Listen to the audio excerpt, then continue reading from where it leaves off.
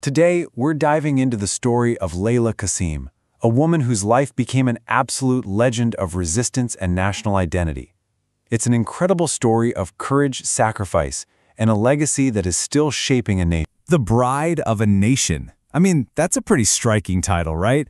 So how does a young student, just 22 years old, earn a name like that?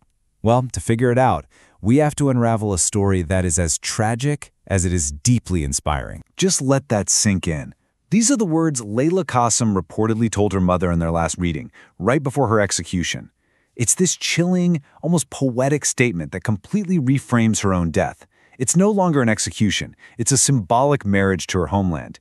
And honestly, this one idea is the absolute key to understanding her entire legacy. So, to really get her journey, we're actually going to start at the end, with the powerful symbol she became. On May 12, 1974, at just 22 years old, she was executed in Baghdad. Now, this act by Saddam Hussein's regime wasn't just about ending a life. No, it was about making an example. But instead it forged a legend that would echo for decades. So, who was the woman behind the symbol? To find out, we have to go back to her early life, to see where it all began. Okay, so picture this. Layla's story starts in a small village. She's born into a poor Kurdish farming family, the only girl among 5 kids. But her father, he saw her potential, and after the family moves to Baghdad, he pushes for her to get an education. This was a huge deal.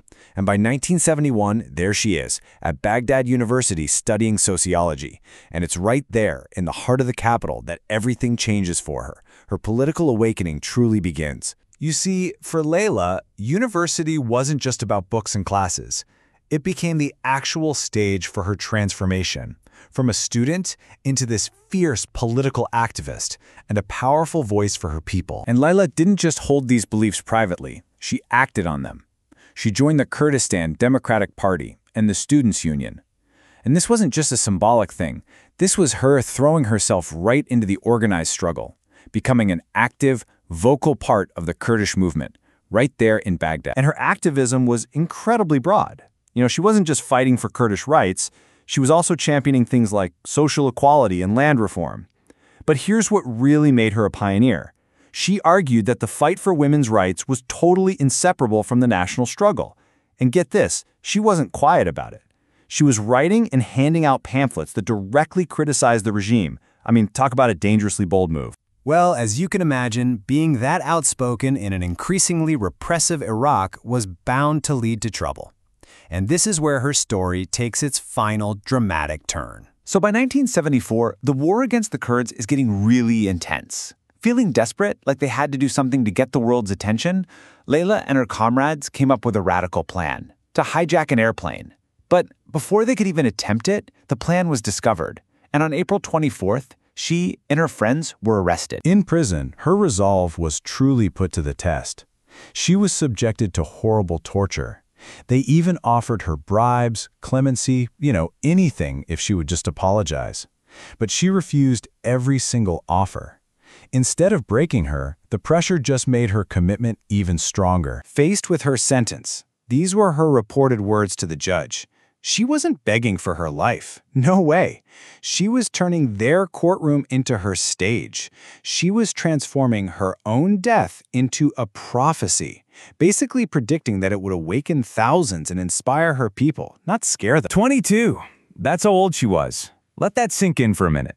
Just a stunning reminder of the immense sacrifice and all the potential that was cut short. But this is the incredible part of the story. In death, Layla Qasim became so much more powerful than she ever was in life. Her execution transformed her from an activist into a martyr and an everlasting symbol for the Kurdish people. Her legacy today is just woven into the fabric of Kurdish society.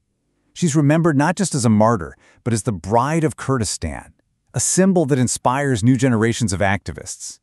And this isn't just some abstract idea. It's real. It's tangible. You see it in the poems and songs about her.